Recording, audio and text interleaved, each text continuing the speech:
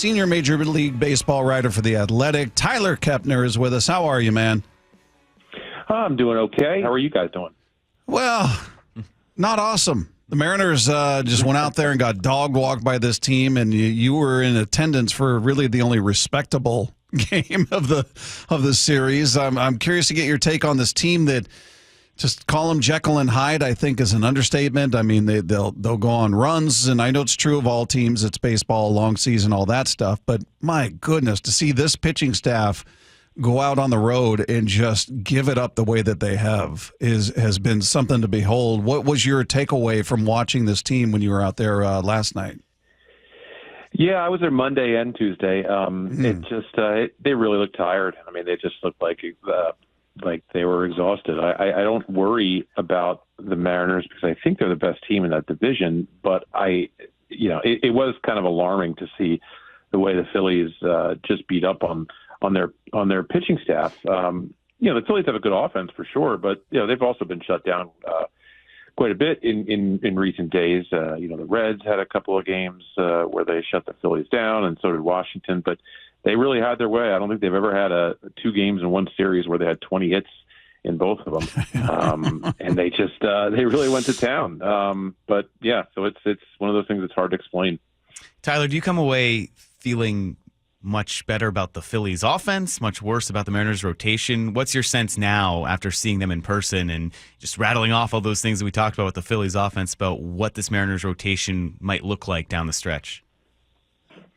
Yeah, I think from the Phillies standpoint, it's good to show that they can really beat up on some good pitching, the kind of pitching that they'll face in the postseason. Certainly with the starters anyway, with Castillo and Gilbert in particular. But from Seattle's standpoint, I don't know. I mean, the way I kind of look at this is that the Mariners are in a slump. They're in a slump, but the Astros are in trouble. The Mariners are, at the end of a really brutal road trip, and again, they don't complain about it, but you can just look at it: 9 games in 9 days in 4 cities, and it was they played like they were out of gas, and it happens, and they'll get home and play the A's, and hopefully things will look better. But I look at that roster and I don't see a lot of holes, right? Like I see a team that strikes out a lot, but I see a team that has a good bullpen and should have a really good rotation, and now has a lot of thump in that lineup. To be able to put the ball over the fence and have professional hitters, legit hitters, like it felt like for a while, like they were kind of, not really like, playoff caliber hitters for the lineup. Now I think they've got a playoff caliber lineup, and I just think they need to get ahead of the Astros for once and just stay there, because they're the most talented team in the division, I believe.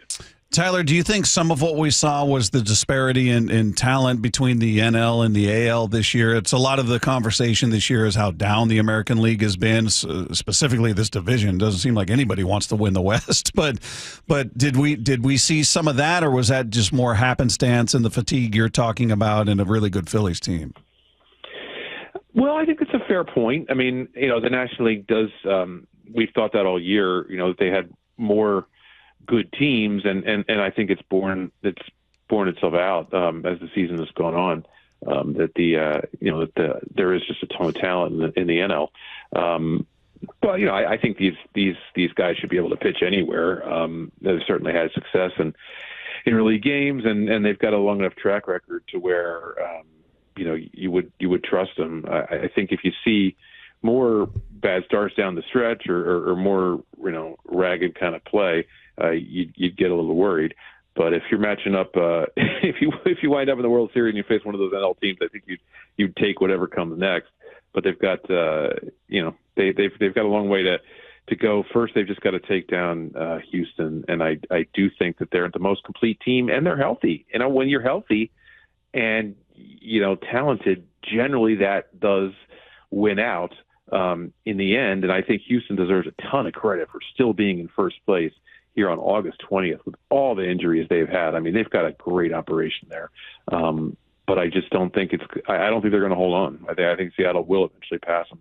Yeah, Tyler, kind of getting into that a little bit more because we're so hyper attuned to all the bad and every little thing that happens here. So with Houston, when you mention all those injuries, even with someone like Yordan Alvarez coming back, is that just not enough for what they've been trying to deal with all season? Well, when a guy's been out so long, you never know.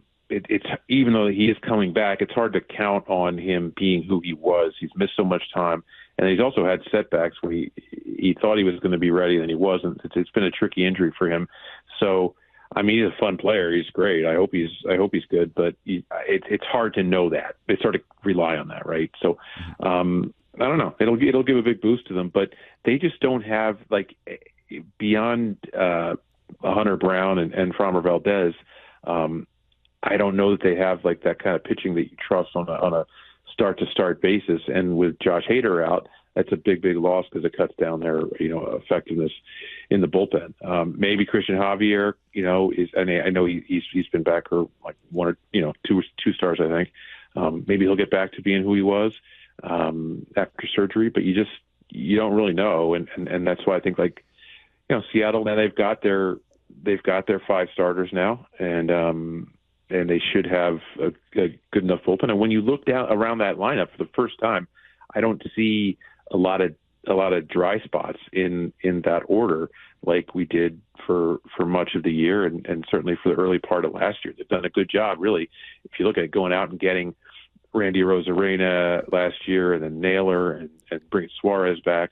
I mean, I think they've done what they were supposed to do in terms of giving this team a legit hitter up and down the lineup, and they do come back in these games. They've just been behind so early, uncharacteristically, that they had a terrible road trip.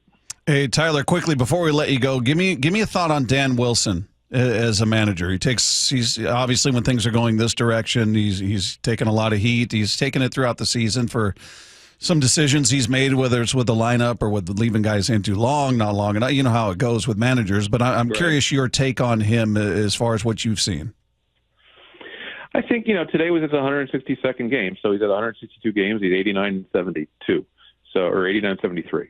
And that's kind of who the Mariners have been the last 4 years, right? I mean, they've been a 90-win, 88-win kind of team, and he's managed 89-73 over 162. So it's kind of just gotten the Mariners back to who they are, which is a really good team that's just kind of wanting that last push and seeking it, and trying to figure out how to do it. So, I think Dan certainly knows how to win. He's been through it as a player. I think he seems to me like he does a good job. He's a very positive, optimistic guy who seems to really care about these guys, and doesn't rip them in public.